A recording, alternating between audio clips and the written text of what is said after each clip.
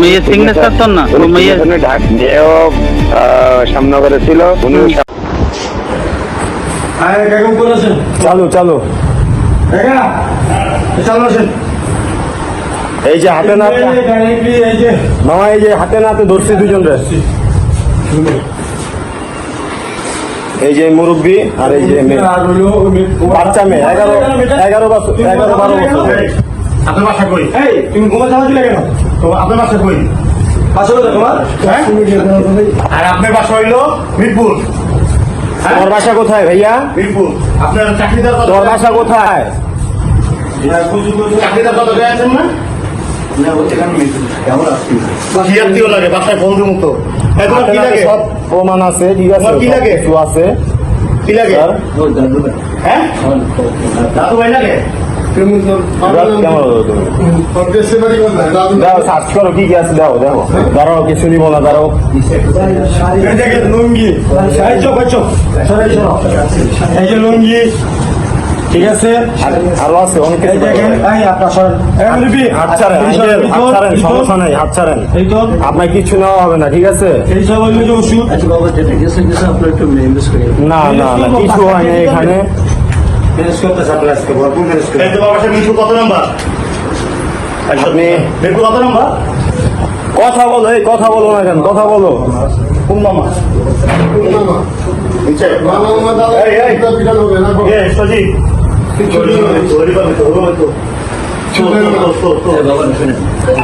এই রুমটা আঙ্কেল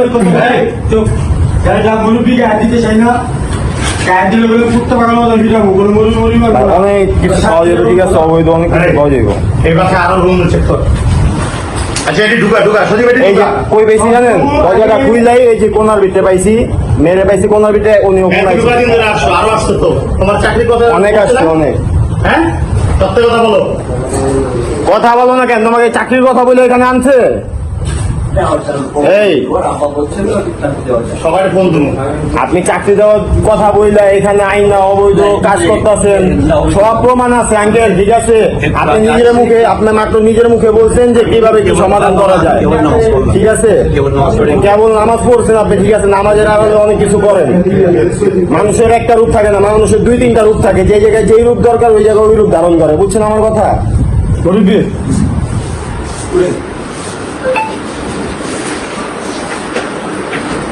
আচ্ছা, ব্যাগ সব লাগাই দে, ঢুকাই দে, ঢুকাই দে, ঢুকাই দে।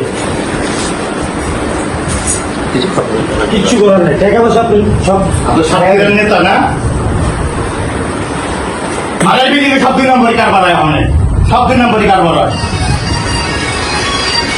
সব 2 নম্বরই কারবার হয়।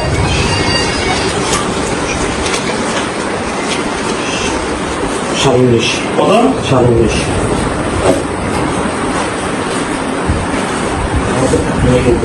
আপনার গাড়ি আছে না?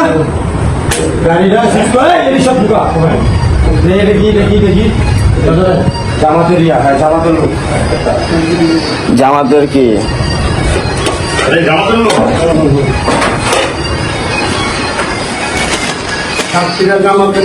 সাতক্ষীরা জামাতের লোক, মেয়ে সহ, ঠিক আছে। এই যে ঠিক আছে, সাতক্ষীরা উনি জামায়াতের লোক, ঠিক আছে। এই দাঁড়াও, বলো কি বলো, বলো বলো বলো, কথা বলো। আচ্ছা বলো না, থাক, গায়াত দিও না ভাই, মেয়ে মানুষ তো, গায়াত দিও না। লেখাপড়া করো? আর বয়স কম তো, 13 বছর 14 বছর বয়স। তোমার বয়স লেগে যায় চাকরি চাকরি বসেন বসেন বসেন। আচ্ছা, আমরা ওকে, আমি ওয়ার্ডের নেতা। মোবাইল আপনি করে 2টা, কোন 2টা? ফোন নিব না কেউ। আর আমার মোবাইল কো মেয়েটা এটা কার?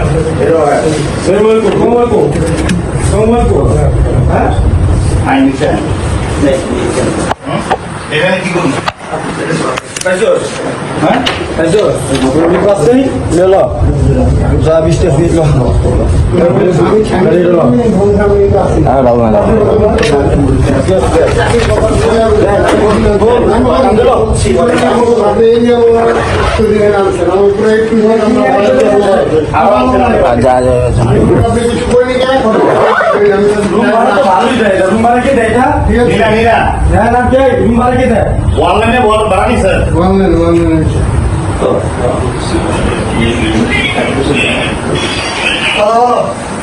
আপনাদের একদিন না এই যে আঙ্কেল আপনারা অনেকদিন থেকে ফলো করা হইতাছে, ঠিক আছে? এই বাসায় নীলা ব্যবসা করায় নীলা নীলা নীলা আওয়ামী নীলা নীলা ব্যবসা করায় এই যে জামাতের লোক টিমে নিয়ে আসছে এখানে এখনো মেয়ে নাবালক, মেয়ের বয়স সর্বোচ্চ 13 হবে, 13 থেকে 14 হবে। ঠিক আছে, আমি থানায় ফোন দিয়ে দিই, সব থানায় চলে আমাদের ফোন দিই থানায় যাবো চলো না আমি থানায় ফোন দিই কি সব দোকান সব এটা সিগনেচার কবে করলো যে মেয়ের সিগনেচার তো না মেয়ের মেয়েও শ্যামনগরে ছিল, উনিও শ্যামনগরে ছিল, সেই সময় সই করছে। কবে মানে আজকে? আপনি এখন কোথায়? তুমি ঢাকাতে ভাই? উনি ওই দিনটা সিলেক্ট করছে আর আজকে উনি সই করছে। ও আচ্ছা, মানে ওই দিনটা ওইভাবে সিলেক্ট করে নিছে আর কি, যেহেতু ভিডিওটা বের হয়েছে আজকে সিগনেচার করছে, এই তো? ও আচ্ছা, ওর মেয়ের জন্ম তারিখটা ওইটা না, তো সেইটাকে মেকআপ করলেন কিভাবে? বাংলাদেশে জামায়াত ইসলামী যুদ্ধ অপরাধী রাজনৈতিক দল হিসাবে প্রতিষ্ঠিত, কিন্তু তার চেয়েও তারা কুখ্যাত এবং বিখ্যাত দুটোই হয়েছে কেবলমাত্র ধর্মকে রাজনীতিতে ব্যবহার এবং রাজনীতিতে জনগণকে ধোঁকা দেওয়ার জন্য। যেমন 2024 সালের কোটা আন্দোলনকে শেখ হাসিনা সরকার উৎখাতের সন্ত্রাসী তৎপরতায় নিয়ে যেতে তারা যেসব কাজ করেছে তা বাংলাদেশের ইতিহাস হয়ে থাকবে। মানুষ একদিন বুঝতে পারবে তারা কিভাবে জামায়াতের দ্বারা প্রতারিত হয়েছে, ইতিমধ্যেই বুঝতে পারছে, কিন্তু সেই প্রতারণা যে এখনো চলমান সেটি হঠাৎ করেই সামনে এনে দিয়েছে একজন জামায়াতের এমপির ব্যক্তিগত ভিডিও সামাজিক যোগাযোগ মাধ্যমে ফাঁস হওয়ার মাধ্যমে। জামায়াতের এমপির কোটায় চাকরি পেতে যে একটি মেয়েকে মগবাজারের হোটেল সদৃশ অফিসে যেতে হয় কিংবা মিরপুরের কোনো ভাড়া বাড়িতে গিয়ে এরকম কাজ করতে হয় এবং তার ভিডিও ফাঁস না হলে সেটি আসলেই বাংলাদেশের মানুষ বুঝতে পারতো না, জানতে পারতো না। শুরুতে একটি কথা পরিষ্কারভাবে বলা প্রয়োজন, প্রাপ্তবয়স্ক দুজন মানুষের সম্মতিপূর্ণ ব্যক্তিগত সম্পর্ক নিয়ে জনতার আদালত বসানো উচিত নয়, কারণ কারো অন্তরঙ্গ মুহূর্ত গোপনে ধারণ করা এবং অনুমতি ছাড়া ছড়িয়ে দেওয়া গুরুতর অপরাধ। কিন্তু ঘটনাটির সঙ্গে যখন একজন সংসদ সদস্যের ক্ষমতা, চাকুরির সুপারিশ, সম্ভাব্য তথ্য গোপন, সংশ্লিষ্ট তরুণীর বয়স এবং পরস্পর বিরোধী ব্যাখ্যা জড়িয়ে যায়, তখন বিষয়টি আর কেবল শোবার ঘরের বিষয় থাকে না, সেটি সোজা চলে আসে সংসদ, আইন, নৈতিকতা এবং রাজনৈতিক জবাবদিহিতার ঘরে। ভিডিও ছড়িয়ে পড়ার পর প্রথমে প্রতিরক্ষা হিসাবে জামায়াত বলতে থাকে যে এটি নাকি এআই দিয়ে বানানো হয়েছে। জামায়াতের রাজনৈতিক ভাষা অনেক পুরনো হলেও বিপদে পড়লে তাদের প্রযুক্তি জ্ঞান দ্রুত বেড়ে যায়, কিন্তু দ্য ডিসেন্ট এবং রিউমার স্ক্যানের যাচাইয়ে এটা তাদেরই জায়গা এবং তারা এটা পরিচালনা করেন। তাদের যাচাই এই ভিডিওটি এআই দিয়ে তৈরি নয় বলেই প্রতীয়মান হয়েছে বলে তারা বলছে। এরপর এআই বিদায় নিল, হাজির হলো বিয়ে। এমপি গাজী নজরুল ইসলাম জানালেন ভিডিওতে থাকা তরুণী তার দ্বিতীয় স্ত্রী। তরুণী এবং তার পরিবারও বিয়ের দাবি মেনে নিয়েছে, তারা বলছে তাই। প্রথম স্ত্রীকে দিয়েও ভিডিও বার্তায় সেই বিয়ের স্বীকৃতি আদায় করা হলো। অতএব আমরা আপাতত বিয়ে হয়েছে ধরে নিচ্ছি। সমস্যা হলো বিয়ে স্বীকার করার পরই গল্পের ভেতর থেকে আরো কয়েকটি গল্প বেরিয়ে আসছে।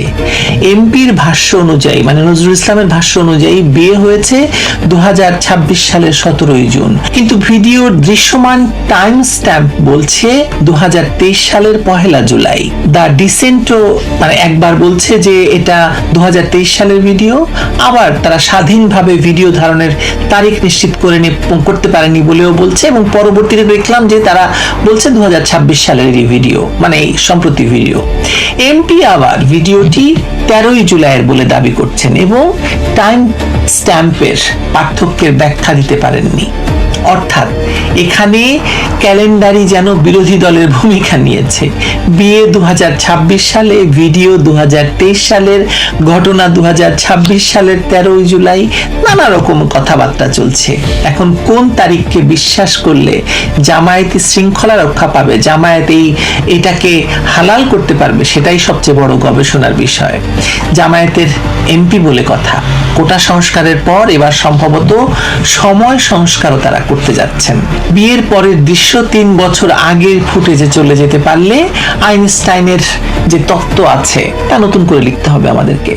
তবে সিরিয়াসলি যদি ব্যাপারটা ভাবেন, ভিডিওটি যদি কবে তা নিয়ে যদি বিষয়টা না ভাবেন, তরুণীর বয়সকে চিন্তা করতে হবে আমাদের। সবচেয়ে বড় কথা, একজন তরুণী, চাকরি প্রার্থী তরুণী, তার সুপারিশ নিতে যদি এরকম হোটেলে বা এরকম বদ্ধ কক্ষে গিয়ে একজন বর্ষিয়ান বয়স্ক জামায়াতের এমপির মনোরঞ্জন করতে হয়, তাহলে তো একটি ভয়াবহ বিষয়। কোটা কোথায় গেল আজকে? এটাই কি জামায়াতি কোটা? সামাজিক যোগাযোগ মাধ্যমে ছড়িয়ে পড়া কোনো বায়োডাটার উপর দাঁড়িয়ে ফৌজদারি অপরাধের চূড়ান্ত সিদ্ধান্ত দেওয়া দায়িত্বশীল কাজ নয়, কিন্তু বয়স সংক্রান্ত নথি সত্য হলে বিষয়টি অত্যন্ত গুরুতর। তাই এ প্রশ্নের উত্তর ফেসবুকের দলীয় কর্মী নয়, জন্ম নিবন্ধন, শিক্ষা সনদ, কাবিননামা এবং তদন্তকারী কর্তৃপক্ষকে দিতে হবে, প্রশ্নগুলো তুলতে হবে। চাকরির বায়োডাটার কথা চিন্তা করুন। দ্য ডিসেন্ট যে বায়োডাটার কথা জানিয়েছে তাতে 22শে জুন এমপির স্বাক্ষরের উপরে সবুজ কালিতে লেখা জোর সুপারিশ করছি, অথচ সেখানে তরুণীর বৈবাহিক অবস্থা লেখা অবিবাহিত। বিয়ে যদি 17ই জুন হয়ে থাকে, তবে মাত্র 5 দিন পর নিজের কথিত স্ত্রীকে অবিবাহিত দেখানো বায়োডাটার একজন প্রণেতা হিসাবে বা আইন প্রণেতা হিসাবে জোর সুপারিশ কিভাবে করেন তিনি? আর যদি বায়োডাটার তথ্য ঠিক হয়ে থাকে, তবে 17ই জুনের বিয়েটি কোথায় ছিল? এসব প্রশ্ন আসলে করে তো কোনো লাভ নেই। জামায়াতের এমপি বলে কথা, সংসদ সদস্যকে এ বিষয়ে জানতে ফোন করা হলে তিনি উত্তর দেননি বলে পত্রপত্রিকা বিশেষ করে দ্য ডিসেন্ট জানাচ্ছে। কোটা সংস্কারের সুলুক সন্ধান যদি করেন আপনি, তাহলে কি দেখেন যে 2024 সালে বলা হয়েছিল চাকরিতে কোনো বিশেষ কোটা থাকবে না, মেধাই হবে একমাত্র মানদণ্ড। এখন দেখা যাচ্ছে মেধার পাশাপাশি এমপির সবুজ কালির জোর সুপারিশও বেশ কার্যকর একটি যোগ্যতা। একজন সাধারণ চাকরি প্রার্থী কয়েকশো আবেদন করেও উত্তর পান না, আর এখানে একজন সংসদ সদস্য নিজেই কলম হাতে চাকরির দরজায় উপস্থিত হন। সেই বৈষম্যহীন বাংলাদেশ যা আপনারা চেয়েছিলেন। কোটার নাম বদলে গেছে, এখন সুপারিশ হয় আর কি। আর সেই সুপারিশের জন্য নারী হলে আপনাকে যেতে হয় মগবাজারের কোনো হোটেলে, মিরপুরের কোনো ভাড়া বাড়িতে, আরো না জানি কোথায়। কি ভয়ঙ্কর অবস্থার বাংলাদেশ এখন বলেন। ঘটনার স্থানীয় নাটক কম হচ্ছে না। তরুণীর বাবা বলছেন এমপি ও তার মেয়ে মগবাজারে তার অফিসে বিশ্রাম নিচ্ছিলেন। প্রশ্ন হলো, অফিসে এরকম বিশ্রামের ব্যবস্থা কেন হলো? সেই প্রশ্ন আপনি করতেই পারেন, কিন্তু সেই অফিসে ব্যক্তিগত মুহূর্ত ধারণ করা হলো কিভাবে? ক্যামেরা কে বসিয়েছিল? ফুটেজ কার নিয়ন্ত্রণে ছিল? এতদিন পর সেটি কিভাবে ছড়িয়ে পড়লো? অনেক প্রশ্ন না? একই সঙ্গে গোপনে ধারণ এবং প্রচারের জন্য দায়ীদের আইনের মুখোমুখি করা হবে কিনা, সেটাও একটা প্রশ্ন। কারণ এই যে জনপ্রতিনিধি, তার কাছে জবাবদিহিতা চাওয়া এবং একজন নারীর ব্যক্তিগত মর্যাদা ধ্বংস করা একই বিষয় নয় নিশ্চয়ই। এমপি সাহেব আরো দাবি করছেন যে তার গাড়ি চালক, যিনি তরুণীর আসলে মামাও, কয়েকজন লোক নিয়ে তাদের জিম্মি করে 1 লাখ টাকা আদায় করেছেন। এই অভিযোগ সত্যি হলে সেটি গুরুতর অপরাধ এবং অবিলম্বে মামলা, গ্রেপ্তার এবং তদন্ত হওয়ার কথা। কিন্তু জনগণ জানতে চাইবে ঘটনার পরপরই কি আইনি পদক্ষেপ নেওয়া হয়েছে, থানায় অভিযোগের কপি কোথায়, এবং একজন সংসদ সদস্যকে রাজধানীর মগবাজারে জিম্মি করে বিকাশের দোকান থেকে টাকা নেওয়া হলেও রাষ্ট্রযন্ত্র তখন কি করছিল? ব্যাখ্যা যত বাড়ছে, নাটকের চরিত্র তত বাড়ছে। দ্বিতীয় স্ত্রী, প্রথম স্ত্রী, শ্বশুর, মামা, গাড়ি চালক, বহিরাগত, অফিস, বিশ্রাম কক্ষ, মিরপুর, বিকাশ, সিসিটিভির ফুটেজ, কত কিছু যে এখানে জড়িত। আপনাদের মনে থাকার কথা যে মামুনুল হক হেফাজত নেতা মামুনুল হকের রিসোর্ট কাণ্ডের স্মৃতি মনে করিয়ে দিচ্ছে এই ঘটনা। ধর্মভিত্তিক রাজনীতির কোনো নেতা ব্যক্তিগত অসঙ্গতিতে ধরা পড়লেই দলীয় প্রতিরক্ষার প্রথম কাজ হয় প্রশ্নকারীর নৈতিক পরীক্ষা করা। নেতা কি করছে সেই প্রশ্নের আগে জানতে চাওয়া হয় ভিডিও করলো কে, ছড়ালো কে, ষড়যন্ত্র করলো কে। ভিডিও ফাঁসের অপরাধ অবশ্যই তদন্ত হতে পারে, কিন্তু সেই অপরাধ দেখিয়ে ভিডিওতে উঠে আসা ক্ষমতার অপব্যবহার, বয়স, ধর্মকে ব্যবহার করা এবং একদিকে আপনি বলবেন আপনি পরহেজগার এবং ধর্ম পালনকারী, আবার আপনি আরেক জায়গায় গিয়ে নারীকে হেনস্থা করবেন, নারীকে জোরপূর্বক তার চাকরির প্রলোভন দেখিয়ে সুপারিশ দেওয়ার জন্য, জোর সুপারিশ দেওয়ার জন্য তাকে এরকম হোটেল কক্ষে নিয়ে যাবেন। রাজনীতিকে আর কত নোংরা করতে হবে, দেশের পরিস্থিতিকে আর কত ভয়াবহ করে তুলতে হবে। জামায়াত ইসলামী একটি সহজ সিদ্ধান্ত নিতে পারত।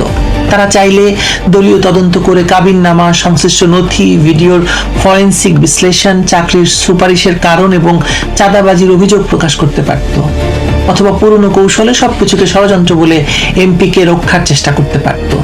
তারা দ্বিতীয় পথটি বেছে নিয়েছে এবং বোঝাই যাচ্ছে যে তারা এটাকে নিয়ে জনগণের সামনে হাজির হতে চায় না, তারা নেতাকে রক্ষা করতে চায়। 2024 সালে জামায়াত ইসলামী বৈষম্য বিরোধী স্লোগানে বাংলাদেশকে উত্তপ্ত করে শেখ হাসিনাকে সরিয়ে ক্ষমতা দখল করেছিল।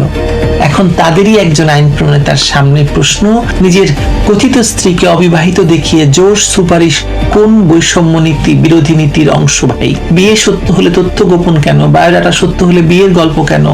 ভিডিও 2023 সালের হলে 2026 সালের ব্যাখ্যা কেন?